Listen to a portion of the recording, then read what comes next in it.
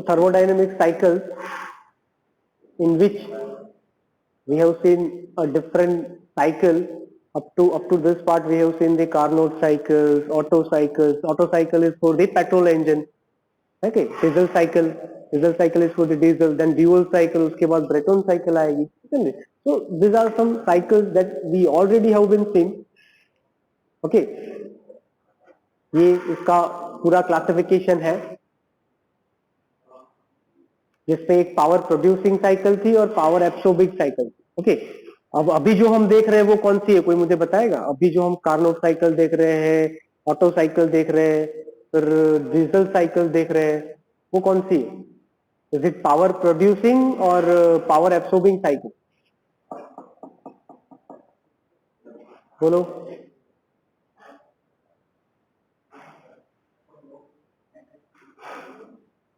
Hello, it power producing और power absorbing cycle? Mister राज, मैं third semester mechanical में lecture ले रहा हूँ. फर्स्ट टाइम का जो लेक्चर था वो खत्म हो गया है. तो बेटर, आप सिविल से हो मैकेनिकल से हो?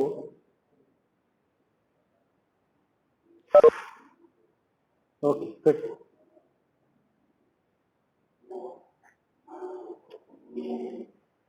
भाई कुछ तो बोलो. पावर प्रोड्यूसिंग साइकिल है या पावर एब्सॉर्बिंग साइकिल है? ये पावर प्रोड्यूसिंग आएगी. हाँ, power producing cycle. Good good समझ, good. Power producing cycle. Fine fine fine. Patel Ayush ने मीटिंग लैब कर दिया. ओके, तो उस तरह से हमने कुछ आगे उसका क्लासिफिकेशन देखा था. अभी हम पावर प्रोड्यूसिंग साइकिल देख रहे हैं, isn't it? चलो, तो ये सब पावर प्रोड्यूसिंग साइकिल्स के बारे में मैंने लिखा है. ये रही Carnot, Otto, diesel, dual and Brayton cycle. Carnot cycle हमने देख ली, वो हमने फोर्थ चैप्टर में ही देखी थी, isn't it? उसके बाद हम गए ऑटो साइकिल पे. कार्नोट साइकिल की एफिशिएंसी का इक्वेशन देखो, क्या था? T1 minus T2 divided by T1. Okay, या फिर TH minus TL divided by TH. Okay, वो कार्नोट के लिए था. ऑटो साइकिल के लिए क्या था एफिशिएंसी का equation? It is 1 minus 1 by R raise to gamma minus 1. R इज compression ratio. Okay, V1 by V2 या फिर V maximum divided by V minimum. Okay, ये रहा देखो उसका equation. R is to gamma minus 1. V max by V min is R. Okay, जिसको हमने V1 by V2 बोला था फॉर ऑटो साइकिल. क्योंकि ऑटो साइकिल जो है उसके अंदर एक कांस्टेंट वॉल्यूम प्रोसेस, दो कांस्टेंट वॉल्यूम प्रोसेस आती है. उसकी कैरेक्टरिस्टिक्स देखी थी हमने. उसके बाद डीजल साइकिल कल देखा, which is for the compression ignition engine. Okay, जिसके अंदर ये कुछ प्रोसेसेस थी. और सबसे बड़ा डिफरेंस क्या था कि डीजल इंजन में ये कांस्टेंट प्रेशर साइकिल थी 2 to 3, जिसमें हीट सप्लाई हो रहा है. ऑटो साइकिल में वो कांस्टेंट वॉल्यूम प्रोसेस थी जिसके अंदर आपका हीट सप्लाई हो रहा था. ओके, तो उसके अकॉर्डिंगली आपका ड्यूअल साइकिल बनेगा कि जिसके अंदर आपका ऑटो का कांस्टेंट वॉल्यूम प्रोसेस और डीजल का कांस्टेंट प्रेशर प्रोसेस दोनों इन्वॉल्व होंगे. Is that it? which is called as a dual cycle. Fine. तो उसके बारे में देखते हैं आगे. हमने एफिशिएंसी देखा था. Now the dual cycle.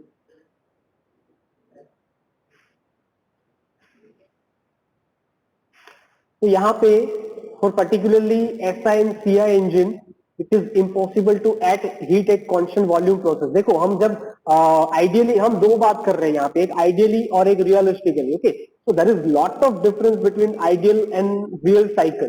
So if we talk about the real cycles, अगर हम real cycle के बारे में बात करें तो जो हम ये बात करते हैं कि भाई हम हीट कांस्टेंट वॉल्यूम पे ऐड कर रहे हैं, कांस्टेंट प्रेशर पे ऐड कर रहे हैं, it is nearly impossible. Okay, ये सिर्फ आइडियली होता है, रियल में नहीं होता. ओके, बिकॉज वो उसका टाइम इंटरवल जो है वो बहुत होता है, और वो टाइम इंटरवल के दौरान आपका पिस्टन एक ही जगह पे रहना, अगर सपोज मैं कांस्टेंट वॉल्यूम की बात करूं वो आपका पिस्टन कांस्टेंट वॉल्यूम में ऐसा हो गया कि पर्टिकुलर टाइम के लिए एक ही जगह पे स्टक हो रहा है, स्टॉप हो रहा है, isn't it? Which is impossible. आपका पिस्टन कंटिन्यूअस ट्रैवल करता रहेगा, एक पर्टिकुलर टाइम आएगा जहां पे वो माइक्रो सेकंड के लिए इन होगा, otherwise there must be reciprocation of piston.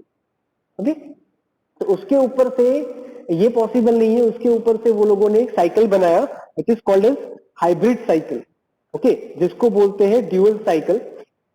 Okay, and in which the heat addition partially occur, थोड़ा जो हीट एडिशन होता है वो पार्शियली होता है आपके कांस्टेंट वॉल्यूम प्रोसेस के दौरान, और दूसरा जो होगा पार्शियली वो होगा आपके कांस्टेंट प्रेशर प्रोसेस के दौरान.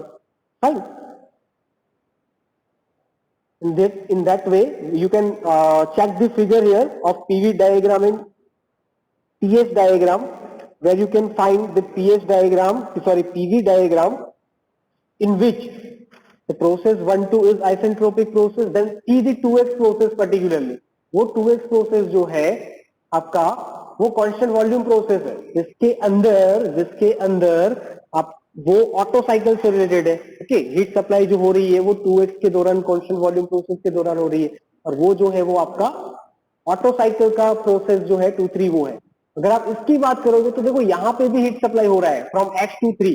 ओके, तो वो जो है वो कांस्टेंट प्रेशर प्रोसेस के दौरान हो रहा है, which comes from the diesel cycle. Right, बाकी का प्रोसीजर सेम है. ओके, तो उसके अकॉर्डिंगली टीएस डायग्राम में चेंजेस होंगे. भाई पटेल आयुष, मिस्टर पटेल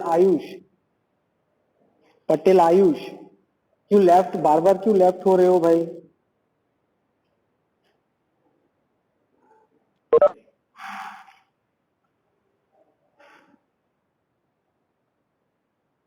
ओके, तो process 2 to 3 which is from constant volume, ये 3 to 4 जो होगा वो होगा कांस्टेंट प्रेशर के लिए. यहाँ पे वो लोगों ने 3 जो है उसकी जगह पे आप x लिख सकते हो हमारे, अगर मैं पीवी डायग्राम की बात करूं तो, और 4 की जगह पे 3.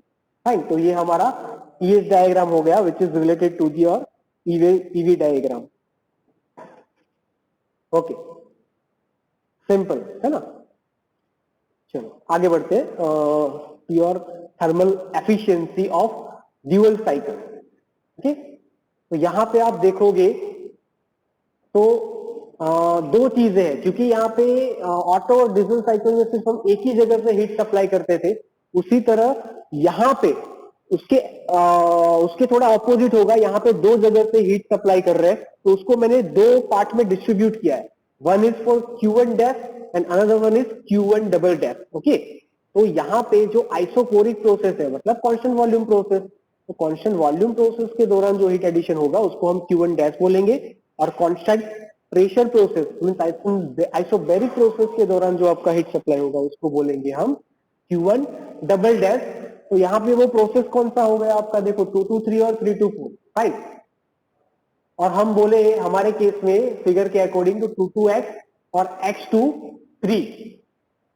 ओके, लेकिन हम क्या करेंगे, क्योंकि हम पूरा जो कैलकुलेटिव पार्ट है वो अकॉर्डिंग टू बुक देखने वाले हैं, हम यहाँ पे एक चेंज कर रहे हैं. वो कौन सा चेंज है, देखो यहाँ पे 3 लिखेंगे और यहाँ पे 4 लिखेंगे, तो हम उसके अकॉर्डिंगली आगे बढ़ेंगे. Because I have taken this figure from the Yunus and Cengel book. आपके बुक के अकॉर्डिंगली उसके जो नॉमेनक्लेचर या फिर थोड़े नेम जो है वो थोड़े चेंज होंगे. फाइन, तो उसमें ज्यादा घबराने की बात नहीं है. हाँ चलो, तो जहां जहां पे हीट सप्लाई हो रहा है, तो according to the heat supply and according to that process you have to write the equation of heat supply. तो Q1 dash is equal to CV T3 minus T2. Okay, आपको पता है, देखो यहाँ पे मैं फिगर ड्रॉ करता हूँ, ये 1 to 2 है, ये 2 to 3 है, ये 3 to 4 है.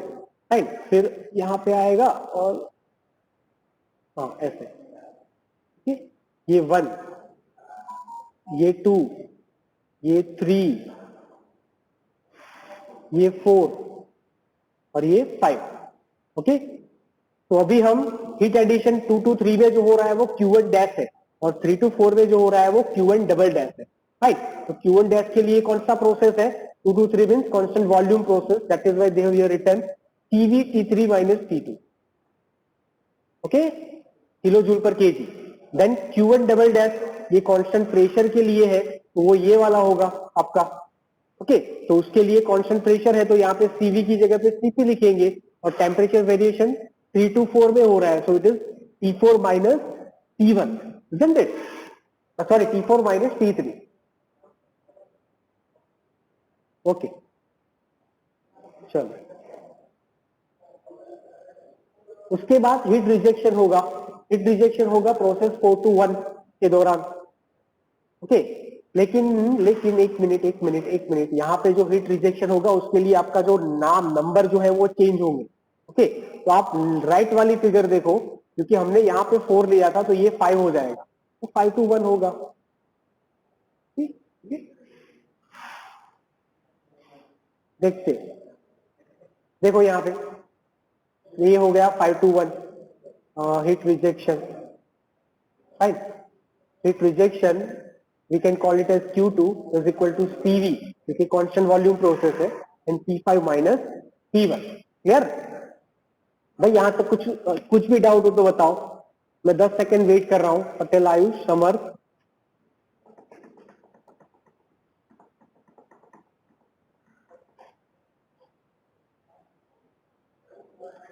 any doubt?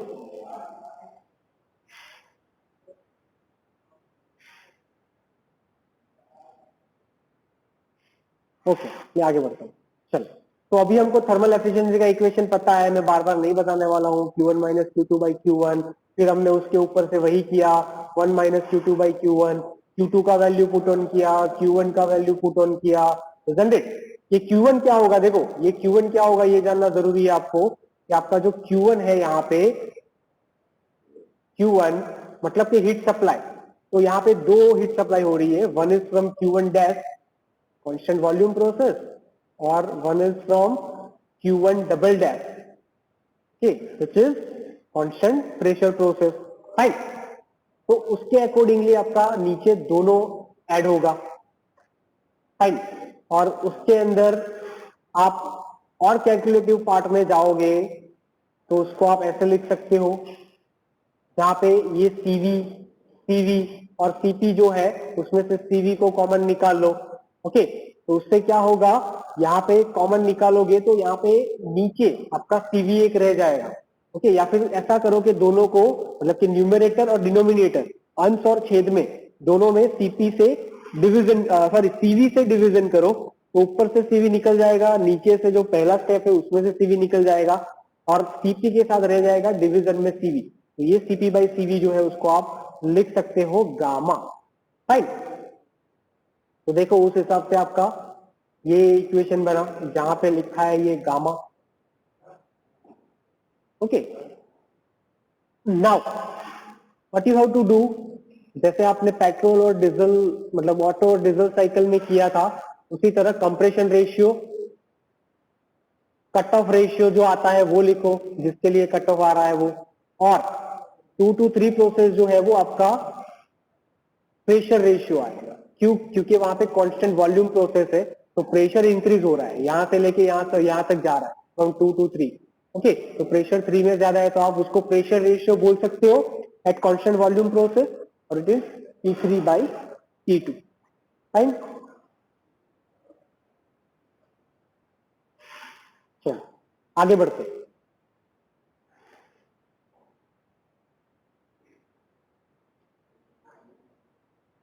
देखो अभी हमने यहाँ पे क्या किया, V5 to V4, जहां पे आपका आइसेंट्रोपिक प्रोसेस है, वहां पे आप ऐसे लिख सकते हो V5 to V4, V5 divided by V4 is equal to V1 by V4, और उसके अकॉर्डिंगली यहाँ पे ये V1 बाई V2।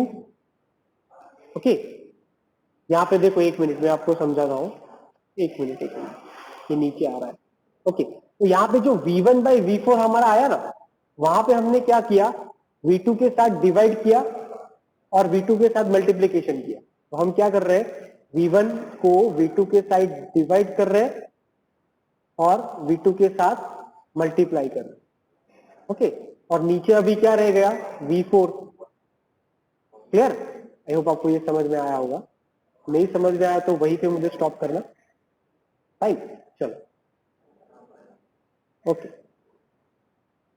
उसके ऊपर से हम यहाँ पे गए कांस्टेंट वॉल्यूम प्रोसेस में, और उसके पहले यहाँ पे देखो ये आने के बाद आपको V1 by V2 पता है और V3 by V4 पता है, isn't it? V1 by V2 is your compression ratio और V4 by V3 जो है वो आपका कट ऑफ रेशियो। वो आपको कहां से पता चला? यहां से, फिगर से भी पता चलता है लेकिन हमने उसको फिगर से ऐसे लिखा। भाई पता है ना डीजल साइकिल में जब ये प्रोसेस था, डीजल साइकिल में 2 to 3 कांस्टेंट प्रेशर, अब उसको ऐसे हम लिखते थे कट ऑफ रेशियो के टर्म में, याद करो। तो यहाँ पे ये जो है ड्यूअल साइकिल में वो 3 to 4 है। क्या है? 3 to 4। तो हमने उसको लिखा V4 by V3।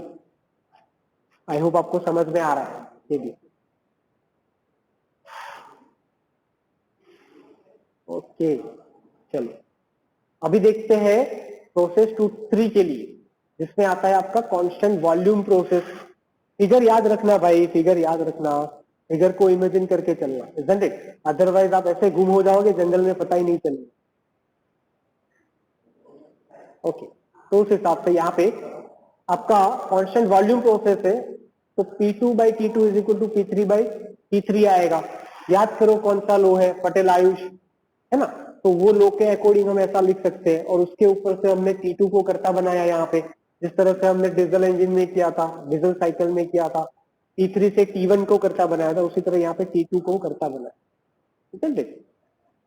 उसके बाद प्रोसेस 3-4, 3-4 कौन सी प्रोसेस है? कांस्टेंट प्रेशर प्रोसेस है, जिसमें हीट एडिशन हो रहा है। तो प्रेशर में ऐसा लिख सकते हो, प्रेशर कांस्टेंट है तो V3 by T3 is equal to V4 by T4 आएगा। इसके ऊपर से T4 को करता बनाया, which comes in terms of T3। Okay, उसके बाद प्रोसेस 1-2 के लिए आगे बढ़े। ये अब आप पहले भी कर सकते हो, कोई प्रॉब्लम नहीं है। पहले प्रोसेस 1-2 से स्टार्ट करो, फिर 2-3 का, फिर 3-4 का करो, राइट। तो 1-2 में क्या था? आइसेंट्रोपिक प्रोसेस है, ये अभी याद रहना चाहिए आपको, मैं इसमें कुछ नहीं बोलने वाला, देख लो।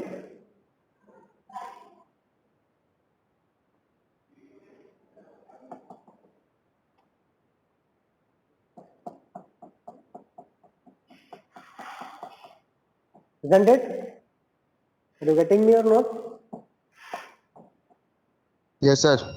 Okay, good. तो ये T1 T2 के टर्म में आया, है ना? और ये T2 को हमने T3 के टर्म में कन्वर्ट किया, वो भी यहां से देखो, यहां से ये जो नीचे वाला है वो T2 is equal to T3 by beta. Beta क्या है? Pressure ratio, right. तो ये आ गया आपका T3 by beta in against the T2, right. और ये तो है ही आपका, इसके हिसाब से आपका T1 का इक्वेशन बन गया, which is in relation with T3। इसके ऊपर से अभी लास्ट प्रोसेस आपका 4 to 5, actually second last process 4 to 5, which is also isentropic process. ठीक है, तो उसके हिसाब से जैसा 1 to 2 प्रोसेस है वैसे ही बनेगा आपका इक्वेशन। उसके ऊपर से ये आया आपका, ये V5 by V4 जो है उसको आप R by रो बोल सकते हो। ये कहां से आया? ये यहां से आया, देखो ये वाला, मैंने उस पर ही टिक कर दिया, रुको, हाँ, है ना? V5 by V4 is equal to R by rho, fine. तो उस हिसाब से आपका वो T5 by T4 बना। अभी ये इसको भी T1 में कन्वर्ट करेंगे। देखो डीजल साइकिल का पूरा कैलकुलेटिव पार्ट याद करो, जिसमें हम सब चीज T1 में कन्वर्ट करते, तो यहां पे भी हम वही कर रहे हैं। तो श्रेयांक बहुत लेट आया भाई।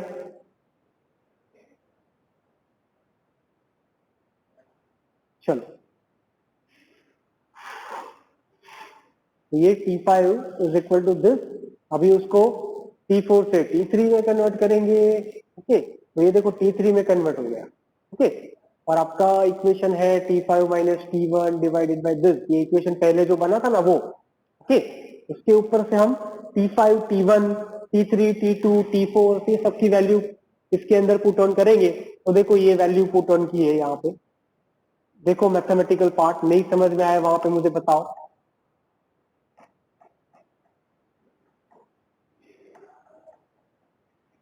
यहाँ पे क्या किया है न्यूमरेटर में, अंश में क्या किया है देखो, अंश में T3 by R raise to gamma minus 1 जो है ना उसको कॉमन निकाला है। ओके, और उसमें बचेगा अभी इसमें rho raise to gamma minus 1 by beta. I hope समझ में आ रहा है आपको।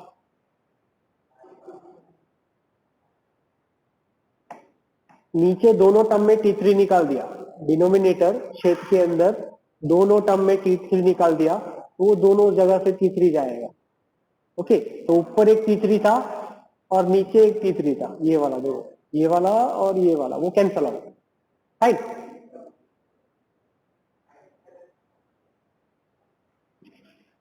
तो उसके ऊपर से आपका ये वाला इक्वेशन बनेगा। उसके बाद आप जाओ यहाँ पे, यहाँ पे T3 हमने कैंसिल कर दिया है ऑलरेडी, जो रह गया वो पुट ऑन किया है। उसके बाद नेक्स्ट स्टेप पे लसा लिया है बीटा का, बीटा ऊपर चला गया। ओके,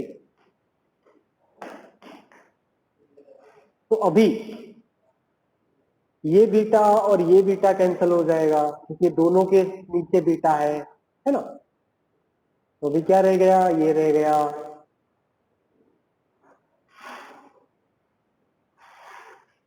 आपसे ज्यादा मुझे टेंशन हो रहा है कि आपको ये समझ में आ रहा है कि नहीं आ रहा। उसके बाद ये हो गया, mathematics is required, engineering is nothing but the math। यहां तक कुछ भी डाउट हो तो बताओ। समर्थ, पटेल, आयुष। सर आप लास्ट वे स्टेप बताओ, नहीं समझ पाई रहा। के लास्ट वे स्टेप को बताओ, नहीं समझ में आया। સર આ લાસ્ટ છે ને, સૌથી લાસ્ટમાં લાસ્ટ કે ઇક્વેશન ખબર ના પડી। હા, એની ઉપરનું સ્ટેપ પર જ્યાં મેં અત્યારે એરો કરીએ ને ત્યાં જુઓ। હવે 1 માઇનસ જે છે એનું કંઈ નથી કરવાનું, આપણે એમ રહેવા દેવાનું છે। R raise to gamma minus 1 જે છે એને અલગ કરી દો, કારણ કે ઉપરનું સ્ટેપ છે અને એ બધું મલ્ટિપ્લિકેશનમાં છે, બરોબર? તો એ આખું અલગ કરી દો। રાઈટ, તો એને અલગ કરી દઈએ તો એ બહાર નીકળી ગયું। ઓકે, એટલે આપણે શું થયું, હવે એ બહાર નીકળી ગયું એટલે ઉપર શું રહ્યું, એ બહાર નીકળ્યું એટલે ખાલી beta rho raise to gamma minus 1 નીકળ્યું। બીકોઝ તમારું આ એક નીચે બીટા છે, એક મિનિટ એક બીજી પેન યુઝ કરું, તમારું આ નીચે જે બીટા છે તે અને આ અંશના છેદમાં છે, આ બીટા બ્લુ ટીક કર્યું છે। હવે બીજું એક બીટા છે તમારું, એ ક્યાં છે, છેદના છેદમાં છે। એક આ સ્ટેપમાં છે અને એક આ સ્ટેપમાં છે। જો બંનેના સ્ટેપમાં હોય તમને ખબર છે કે તમે કોમનલી બીટા લખી શકો, બરોબર? તો આ બ્લુ વાળું બીટા અને આ બંને બીટા જે છે તમે લસા લેશો તો છેદમાં કેન્સલ થઈ જશે। ક્લિયર? ઓકે, હવે જોઈએ, આટલું ક્લિયર ને? ઓકે, તો એ કેન્સલ થયા પછી તમારું આ જે rho raise to gamma minus 1 રહ્યું હતું તે અહીંયા આવી ગયું। ઉપર તો બીટા હતું જ, ઓકે, નીચે વાળા બીટા બધા કેન્સલ થયા છે। ઓકે, તો ઉપરનું સ્ટેપ ક્લિયર। હવે નીચે શું રહ્યું, beta minus 1 plus beta raise to beta gamma into rho minus 1। Okay, આટલું રહ્યું। આ બીટા નહીં આવશે છેદવાળું। હા, સમજાયું કે નહીં સમજાયું? સમજાયું કે નહીં સમજાયું? हेलो,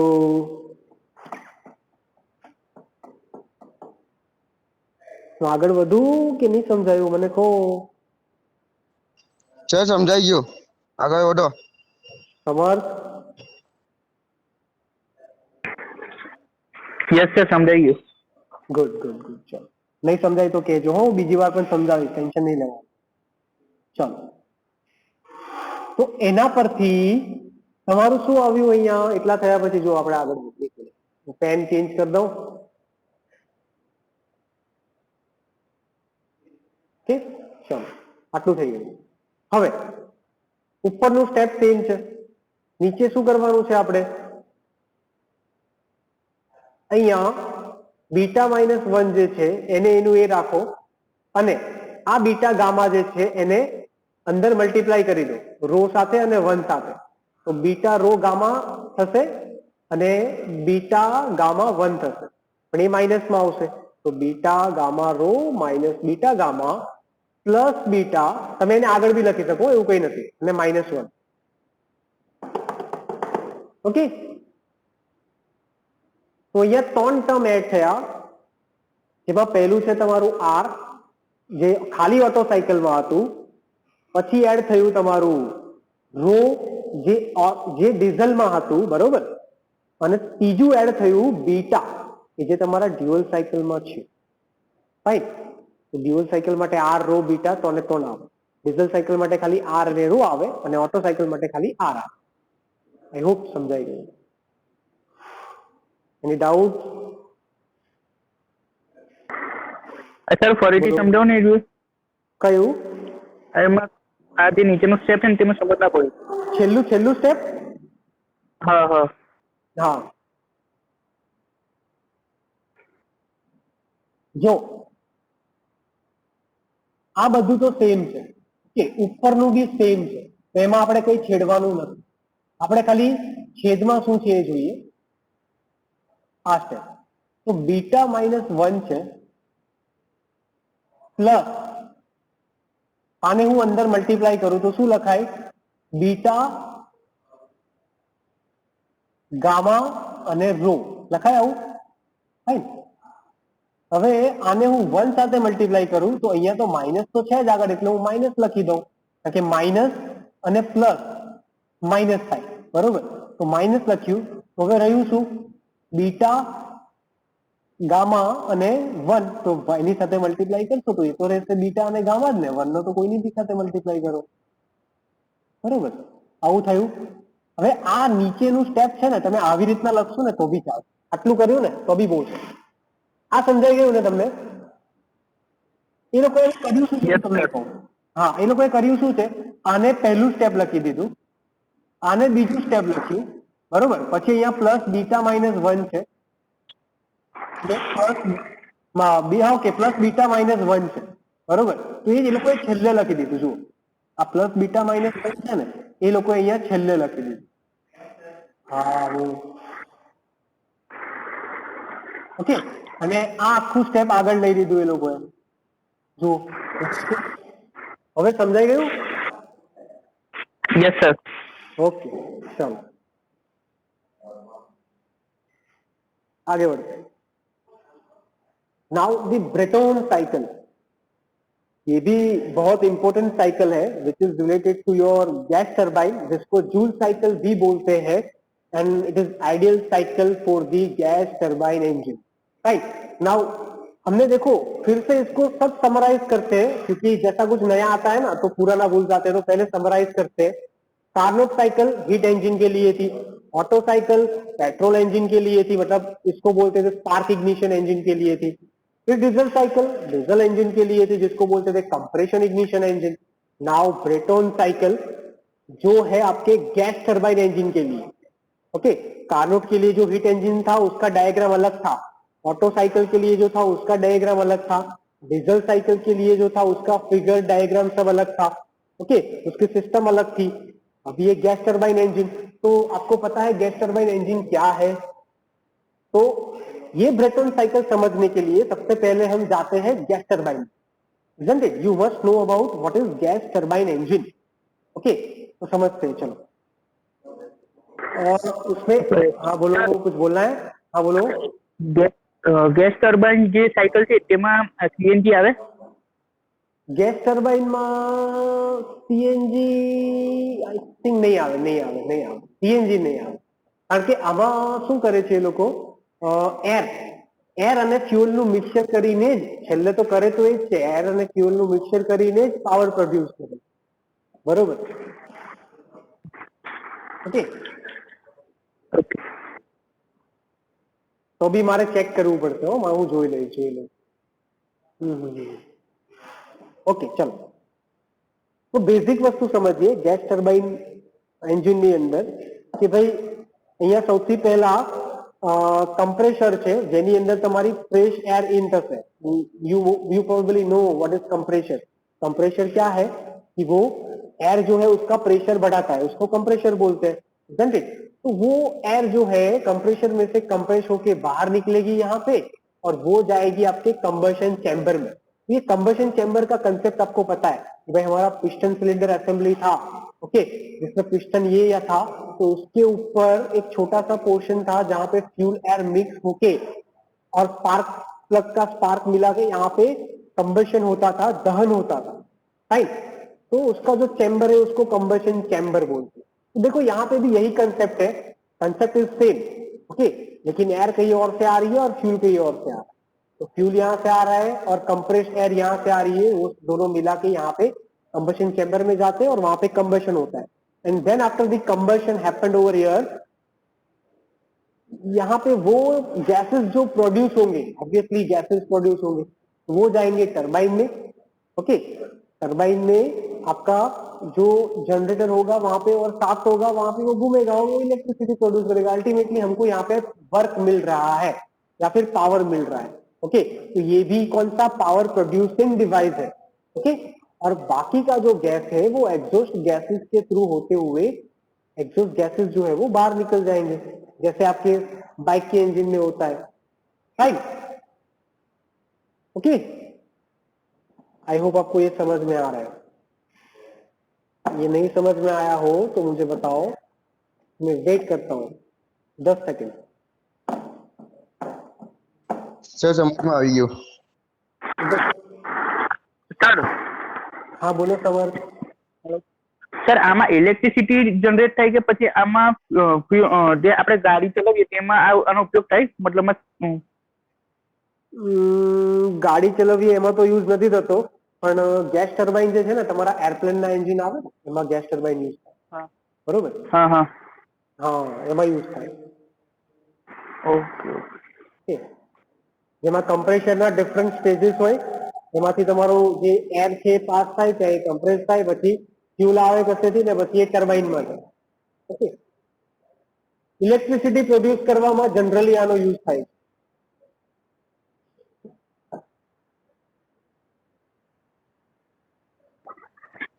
સર તો આપણે જે હમણાં જે નવી નવી ગાડીઓ નીકળે હાઇબ્રિડ ને જે ઇલેક્ટ્રિસિટી પર ચાલે તેમાં આનો ઉપયોગ થાય ને?